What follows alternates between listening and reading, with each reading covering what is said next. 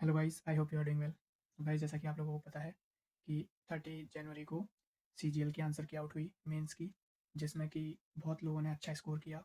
Expectation जिसकी जितनी थी उससे कई ज़्यादा लोग स्कोर लेके आए। मेरा भी स्कोर काफ़ी ठीक आया मेरी एक्सपेक्टेशन से।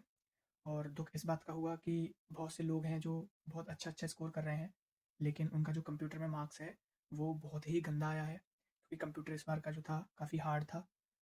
लेकिन एक प्रॉब्लम जो मेरे को मतलब प्रॉब्लम नहीं बोलनी चाहिए, जैसे मेरे मार्क्स जो है कंप्यूटर में वो इतने हैं कि मैं क्वालिफाई कर लूँगा सीपीटी और नॉन सीपीटी दोनों।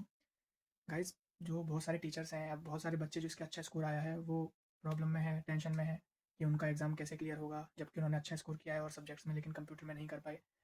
तो बहुत सारे टीचर्स उनके फेवर में आके बोल रहे हैं, कुछ टीचर्स तो यहाँ तक बोल रहे हैं कि एक काम करो, कंप्यूटर को बिल्कुल सबको पास कर दो इसमें और सबको नंबर दे दो। तो मुझे इश्यू इस चीज़ का नहीं हो रहा कि कंप्यूटर में जो बच्चे फेल करे हैं उनको पास नहीं होना चाहिए। ऑब्वियसली होना चाहिए, कंप्यूटर बहुत कठिन था। और जिस भी बच्चे के अच्छे स्कोर आए हैं इंक्लूडिंग मी, तुक्के लगे हैं, क्योंकि मैं मानता हूँ कि 4 से 5 क्वेश्चन जो थे वो करने लायक थे और करने भी चाहिए। अगर तुम वो भी नहीं कर पा रहे थे तो इसका मतलब फिर कंप्यूटर की प्रिपरेशन आपने की ही नहीं थी। 4 से 5 क्वेश्चन आपके थे करने लायक, उसके आगे के क्वेश्चन वो फिर जिसने तुक्के मार दिए उसके सही हुए, इस तरीके से आपको देखने को मिला है। तो बहुत सारे टीचर्स आगे कह रहे हैं कि सब बच्चों को कंप्यूटर में मार्क्स दे दो, सबको पास कर दो। फिर तो ये बिल्कुल वही बात हो जाएगी, कंप्यूटर का प्रेजेंस ही आपने बिल्कुल ख़त्म कर दिया। अब किसी बच्चे ने कंप्यूटर में टाइम दिया है, उसने टाइम डेडिकेट करके उसको पढ़ा था, किसी ने नहीं पढ़ा था, तो सब एक ही इक्वलिटी में आ जाएंगे। फिर तो जिस बच्चे ने कंप्यूटर ना करके कुछ और कर लिया था तो वो वहाँ पे बेनिफिट गेन कर गया होगा। तो ये भी एक बिल्कुल सही चीज़ नहीं है कि अगर आप कंप्यूटर में सबको पास कर दोगे तो ये तो बिल्कुल यूजलेस वाली बात हो जाएगी। मैं अपना फेवर नहीं कर रहा हूँ इस बात पे, मैं बस ये बोल रहा हूँ कि कंप्यूटर की जो क्वालिफाइंग कट ऑफ थी, जो कट ऑफ जाती है 27 24, वो रिड्यूस होनी चाहिए।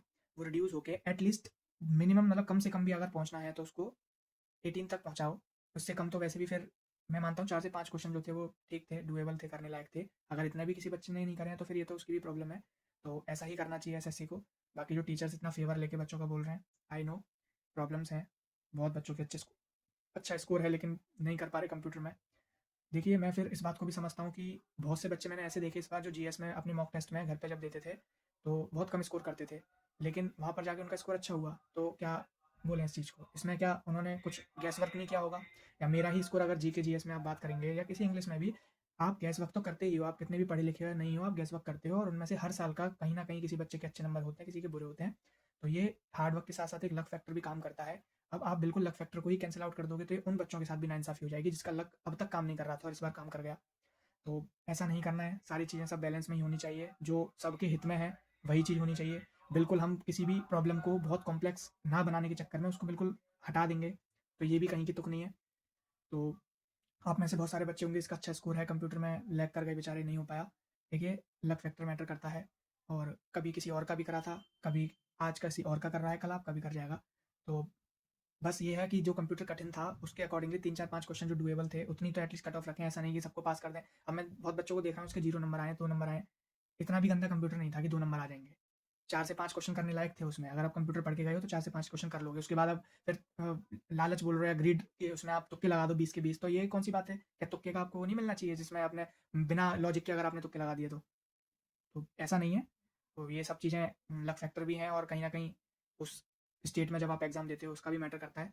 तो बहुत से बच्चों का रुकेगा सिलेक्शन अगर कंप्यूटर में चीज़ें अलग रहीं तो। तो आप अपने आप को ज़्यादा कोसना बंद करिए और अपनी आगे की तैयारी करिए।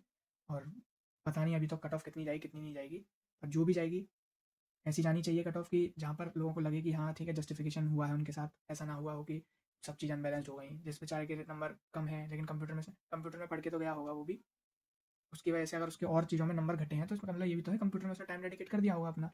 तो हम कुछ नहीं बोल सकते इसके ऊपर बहुत ज़्यादा।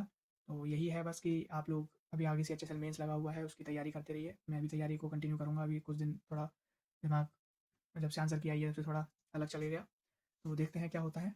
बाकी के लिए इस चैनल को सब्सक्राइब कर लो, क्योंकि यहाँ पर आपको अभी कुछ टाइम बाद से कुछ सीजीएल जो 26 आने वाला है उसके लिए आपको कुछ अपडेट्स मिलते रहेंगे।